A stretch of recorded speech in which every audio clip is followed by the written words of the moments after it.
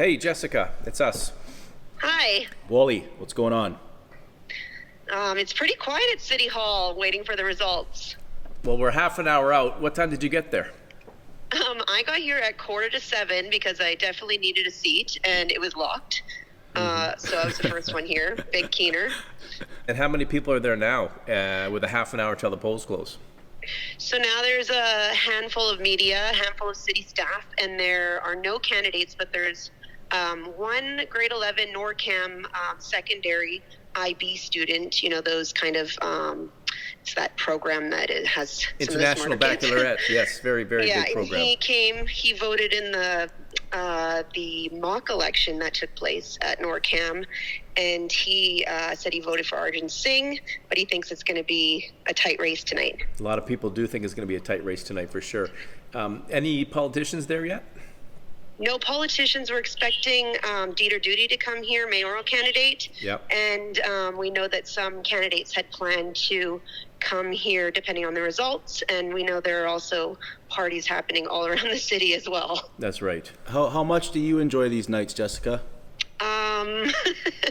Well, last week I think I said something about the forum being the Super Bowl. Well, this might be actually the Super Bowl. This might be. It's exciting to be in the middle of it.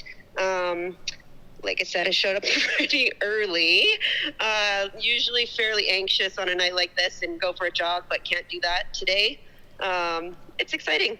What's the chatter like with the media members right now?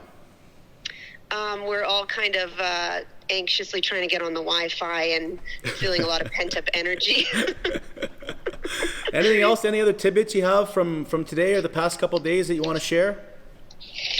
Yeah, I mean, I'm just curious to see what the night is going to turn out. I think a lot of people still don't know who the mayor is going to be at the end of the night. So a lot of people just waiting to see, how the night's going to turn out. Foulds and I were talking a little bit about the advanced polling. Foulds, what's going on? Do we think that's going to translate to more voting? Impossible to know because there's 3 days of advanced polling, but there's twice as many polling stations as 4 years ago. There's 2 versus 1.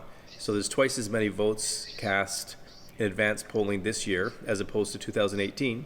But that doesn't necessarily mean more people voting because those additional votes could have been people who otherwise would have voted on regular election day, but they found that they were close to one of the 2 advanced polling stations. Yeah. Okay. So we don't know. Okay. Any last thoughts here, Jessica? Sounds like it's kind of still calm before the storm. We'll check in with you later, but if you have any more thoughts, feel free. Yeah, definitely the calm before the storm, I'm thinking. Okay, we'll check in with you later. Thanks a lot. Okay, thanks. Okay, Bye. bye-bye. Okay, yeah, any other thoughts from you? No, just looking at the eligible voters, there's 80,000 eligible voters, which is a lot for a town of 100,000 people. So that tells you we have an older skewed, maybe. That's bizarre. 80,000 people in Kamloops are eligible to vote. So 100% turnout would be 80,000 votes. On average, our turnout is usually about 30%. So if we get anything over 30 to 35%. What's your number? 36.9 is what I'm thinking it's going to be this time. So that's big. That would be big. That would be the biggest since I've been here, and I've been here since 2005. I think the largest, I stand to be corrected, I can look it up. The highest number we've had this century is 34.9%, I think, and we've had as low as 29%, not including the by-election of 2017 when it was 21%. So on a regular election day, anywhere between 29 and 34%, and that is across the province.